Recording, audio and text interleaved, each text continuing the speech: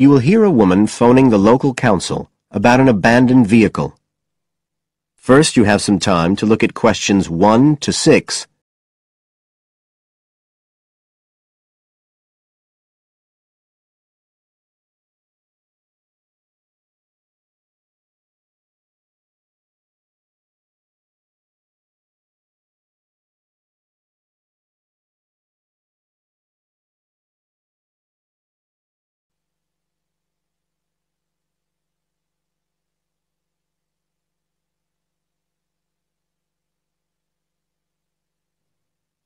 Now we shall begin. You should answer the questions as you listen, because you will not hear the recording a second time.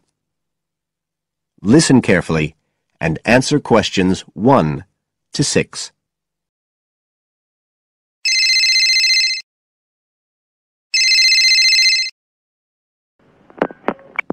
Environmental Health Department, Paul speaking. Oh, hello. I wanted to report a vehicle that's been left parked near where I live. I think it's been abandoned. I wondered if the council could arrange to get it towed away. Have I got through to the right department? Yes, you have. If I could just take a few details. Your name, please? Mrs. Shepherd. Thank you. It's not my vehicle, though. I just thought someone ought to report it. No, that's fine. What I need to do is take some details first, then we can decide what to do about the problem. Oh, I see. So the next thing I need to know is your address. Right, it's 41 Lower Green Street. Yes? Barrowdale. And the postcode's WH4 5JP. Fine. And if I could just ask for a telephone number? It's 01778 552387. I'm out quite a lot, but you can just leave a message on the answer phone if you need to. Or I could give you my mobile number. That's all right, don't worry. Now, could you tell me a little more about this vehicle? You say it's been abandoned. Well, it certainly looks like it. Can you give me an idea of where it is? Yes, it's near the main road that goes through Barrowdale. Is that the A69? Yes, that's right.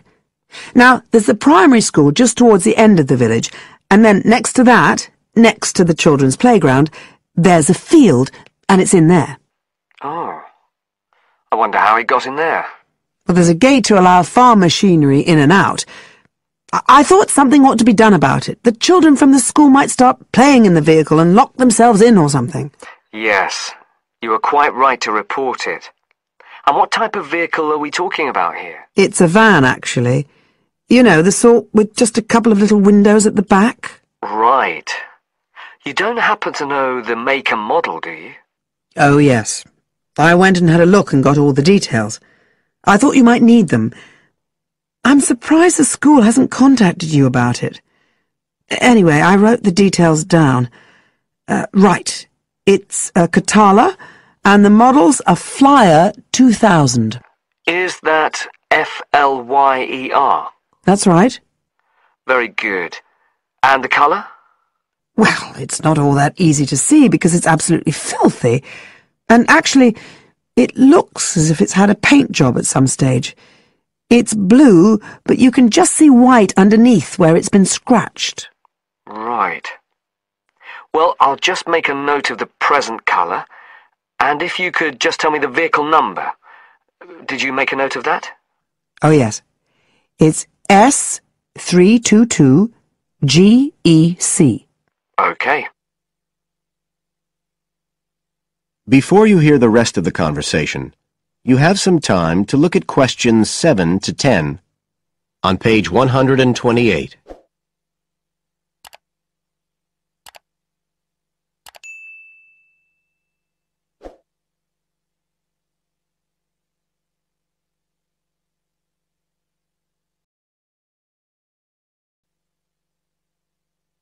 Now listen and answer questions 7 to 10. And it sounds as if the general condition of the vehicle isn't too good, from what you say. No, it's pretty poor. It wouldn't be drivable. It's got a flat tyre and there's a crack in the windscreen. I reckon someone just wanted to get rid of it. That's usually the way. It's been there for nearly a week. No, it must be 8 days. I remember it was a Sunday morning when I noticed it. It wasn't there the day before. I walk past it most days on the way to the shops. I'd have thought the school would have reported it. Does the field actually belong to the school? No, it's part of Hill Farm Estate. Right. I'll just make a note of that. And I don't suppose you have any information about who might own the vehicle? No, I've no idea. So what will you do now? Well, we'll come and have a look and see if we can trace the owner. And if we can't, the vehicle will be removed as rapidly as the law permits. It could be anything up to 20 days. One thing I should say, I'm quite sure this doesn't belong to anyone round here. I'd definitely recognize it if it was from someone who lived here. So you don't think it was anyone local? Right. I'd say at a guess we're looking at a stolen vehicle here. I did wonder if it might have been. You hear such a lot about car thieves nowadays. Well, we certainly will be looking into that possibility. Anyway, thank you for contacting us, Mrs. Shepherd, and we'll keep you informed of what happens. Right. Thank you very much. Goodbye. Goodbye.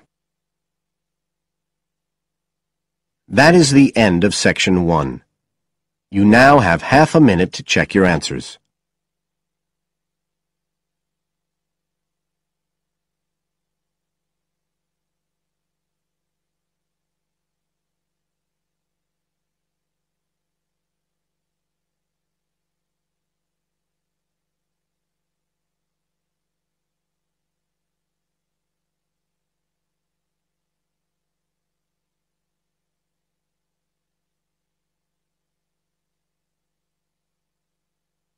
Now turn to Section 2. Section 2. You will hear a tour guide talking to a group of tourists who are visiting a historic town on the east coast of the USA. First, you have some time to look at questions 11 to 17 on page 129.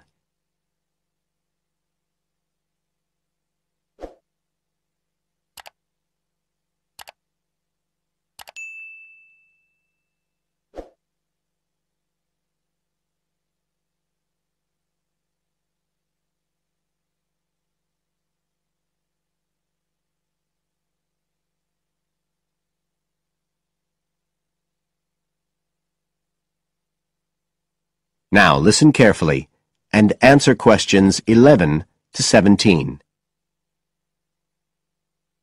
Right. So here we are in Fairhaven, and we have a couple of hours to spend in this historic center before we carry on to our motel. And as you'll know from the itinerary of our trip, we're visiting Fairhaven because of its historical links with a man called Manjiro Nakahama. So I'll begin by giving you a brief overview of his life, and then you can explore the town at your leisure.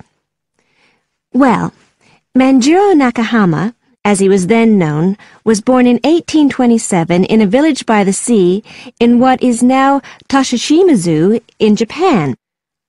And like many people in that town, he became a fisherman when he was just a youngster.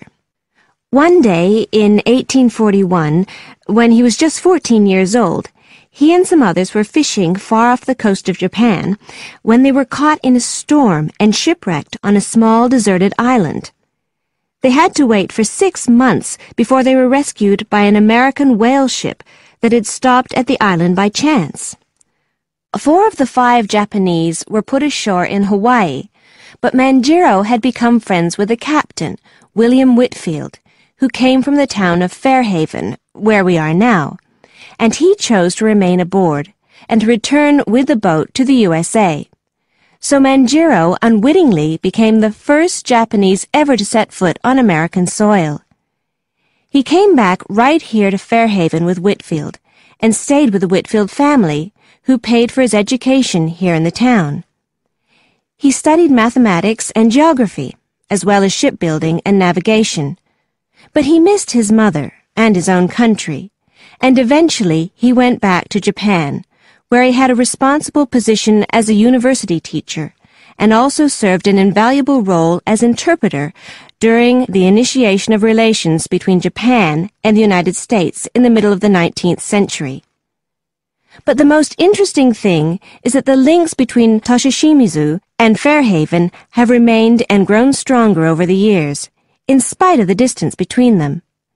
And in fact, the two places now have the official status of sister cities. Both places are ports, so in fact the inhabitants have a lot in common.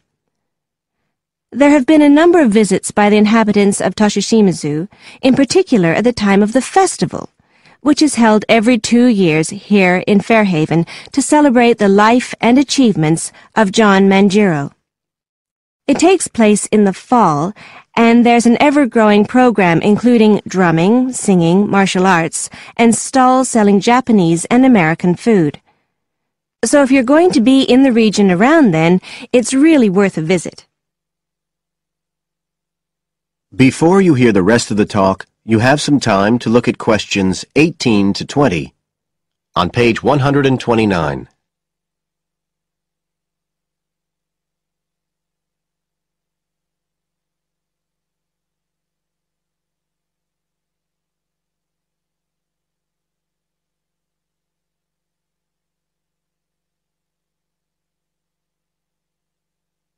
Now listen and answer questions 18 to 20. Now, many of the buildings that Manjiro Nakahama knew in Fairhaven are still standing today. And so if you'd just like to hand round some copies of this map, I'll suggest the best route to follow to see them. Okay, so if you look at the bottom of the map, you can see the Millicent Library, and that's where we are now. Now, to follow the John Manjiro Trail, you go out of here along Center Street, and then head up Main Street until you get to Pilgrim Avenue. Go down there and turn right at the end. Go straight on, and just on the corner with Oxford Street, you'll see a 2-story house. This is the Whitfield family house, and this is where Manjiro first stayed when he came to Fairhaven. It's still a private residence, so please respect the owner's privacy. Okay, now if you carry on along Oxford Street, then turn left at the end, you'll come to North Street, and about halfway down there is what's known as Old Oxford School. This was the very same school that Manjiro attended when he lived here. It was considered to be the best school in town because of the quality of the building. Unusually, it was built of stone, and the quality of the teaching. Nowadays, it's usually closed, except on special occasions. Go on to the end of North Street and turn the corner onto Adams Street. If you follow the road down back towards the library, you go round a couple of sharp bends, and on the second of these, you can see the School of Navigation, which Manjiro also attended. And if you follow the road on, you'll soon find yourself back here at the library. And I'd suggest you spend some time looking around that too, if you have any time left. Right. Now, does anyone have any questions? That is the end of section 2. You now have half a minute to check your answers.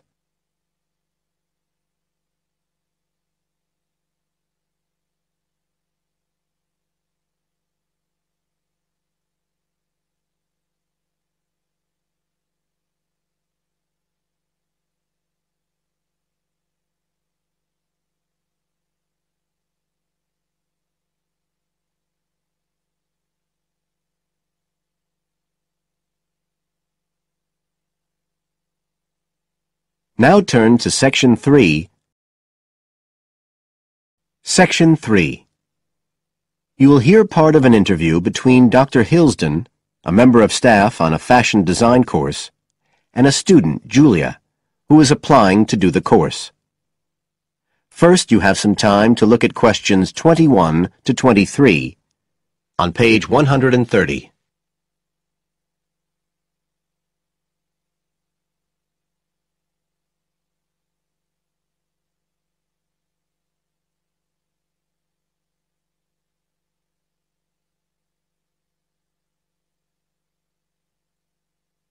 Now listen carefully and answer questions 21 to 23. Right, Julia. So, from your CV and portfolio, and what you've already told me, you seem to be very much the sort of person we're looking for on the postgraduate course. So tell me, you finished your fashion design course in London 4 years ago. Did you think of carrying straight on and doing a higher degree at the time? Yes, but there were financial pressures. So I ended up working in the retail industry, as you can see from my CV.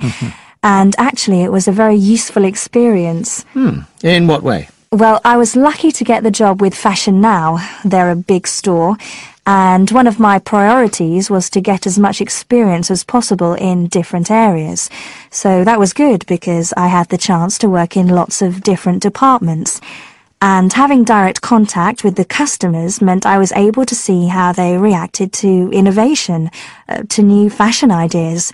Because with Fashion Now, a designer might show something in New York or Milan, and there'll be something similar in the shop within weeks. So that was probably the most useful thing for me. Right. And so what's made you decide to do a postgraduate course now? Well, while I enjoyed working at Fashion Now, and I learned a lot there, I felt, well, the way forward would have been to develop my managerial skills, rather than my skills in fashion design, and I'm not sure that's what I want to do. Yes. When I was doing my degree in London, I'd been interested in women's wear, but I know that there's been a lot of work done in areas like new fabric construction.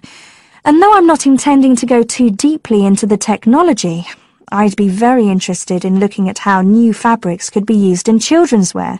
So I'd like the chance to pursue that line. Yes, good. And are you at all concerned about what it's going to be like coming back into an academic context after being away from it for several years? No, I'm looking forward to it. But I'm basically more interested in the application than the theory. Or at least that's what I've found so far, and I'm hoping the course will give me the contacts and skills I need eventually to set up my own enterprise. I'm particularly interested by the overseas links that the department has. Yes, many of our students look overseas or to international companies for sponsorship of their projects. You now have some time to look at questions 24 to 30 on pages 130 and 131.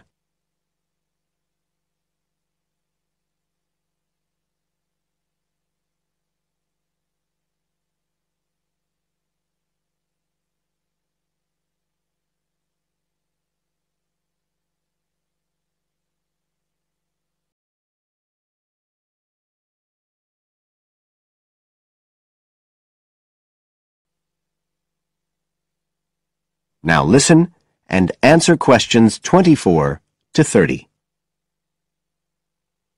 And the facilities here look excellent.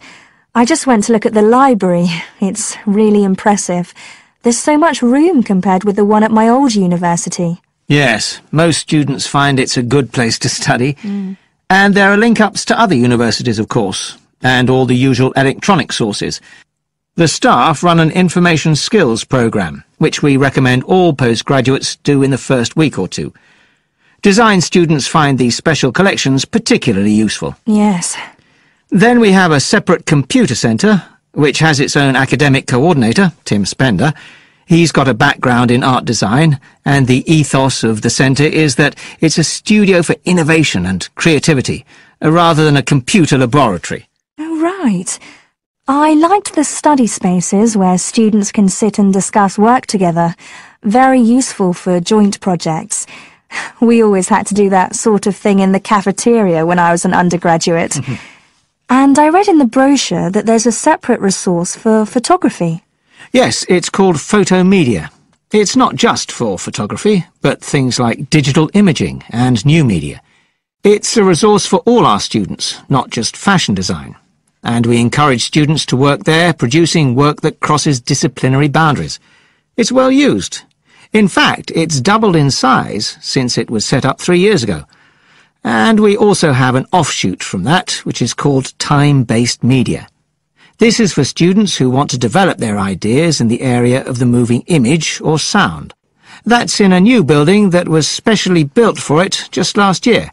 But there are plans to expand it, as the present facilities are overstretched already. Right. Now, is there anything you'd like to ask about the course itself? I know it's a combination of taught modules and a specialist project, but how does assessment fit in? Well, as you'd expect on a course of this nature, it's an ongoing process. The degree course has 4 stages, and there are what we call progress reviews at the end of each of the first 3. Then the final assessment is based on your project. You have to produce a report, which is a critical reflection on your work. And is there some sort of fashion show? There's an exhibition. The projects aren't all focused on clothes as such. Some are more experimental, so that seems more appropriate. We ask representatives of fashion companies along, and it's usually well attended. Right. And another thing I wanted to ask. That is the end of section 3. You now have half a minute to check your answers.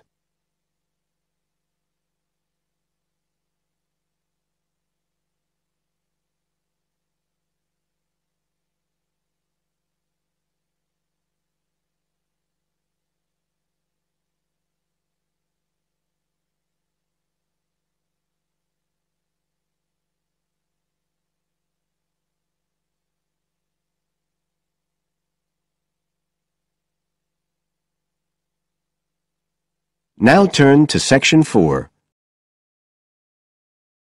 Section 4. You will hear a lecturer talking about the importance of laughter. First, you have some time to look at questions 31 to 40 on page 131.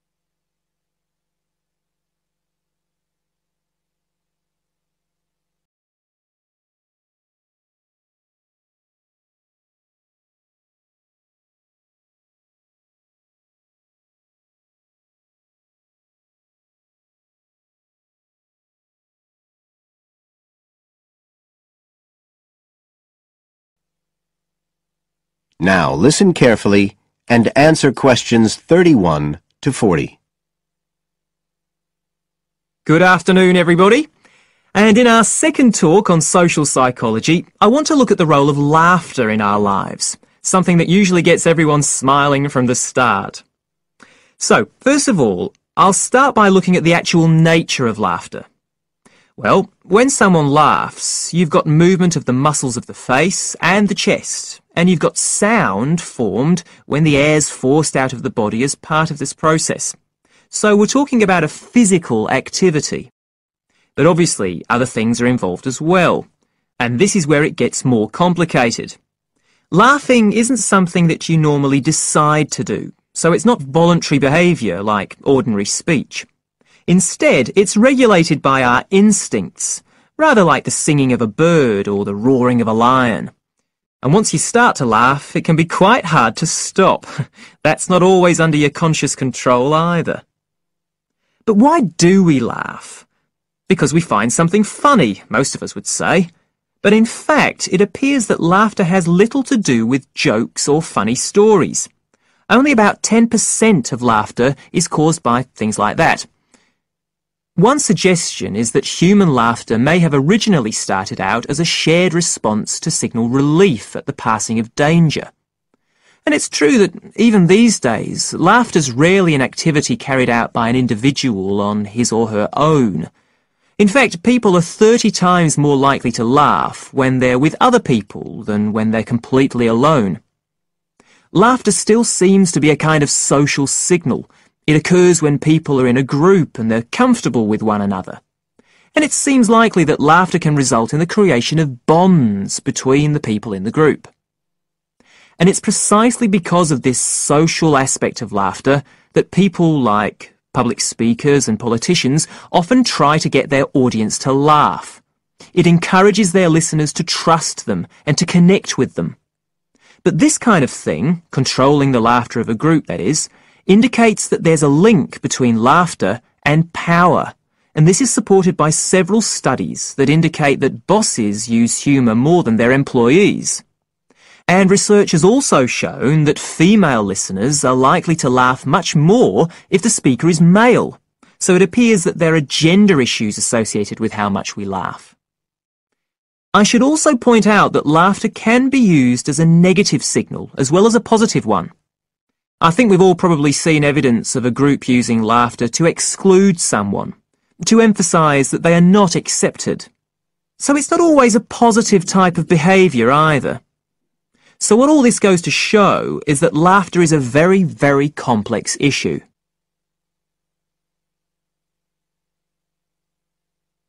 It does appear, however, that laughter has definite benefits.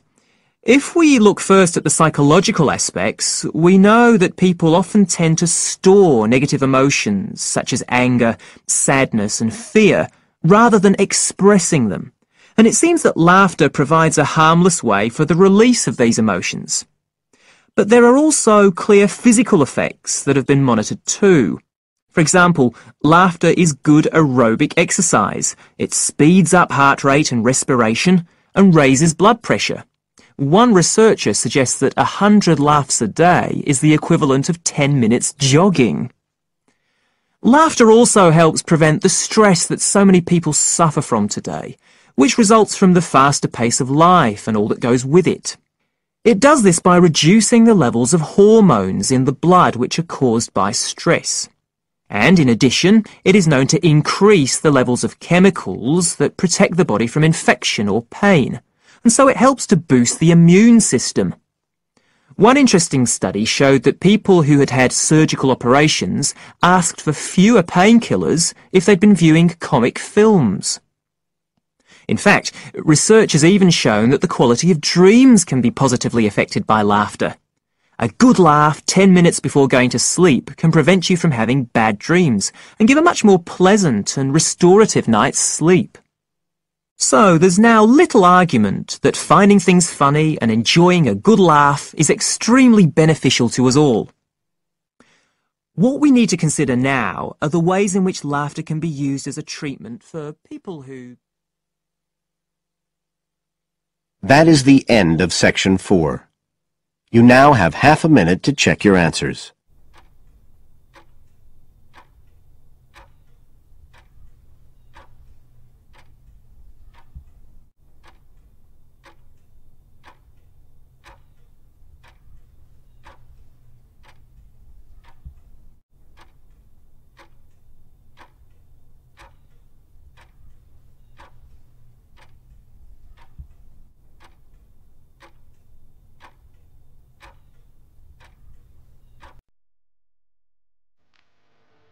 That is the end of the listening test.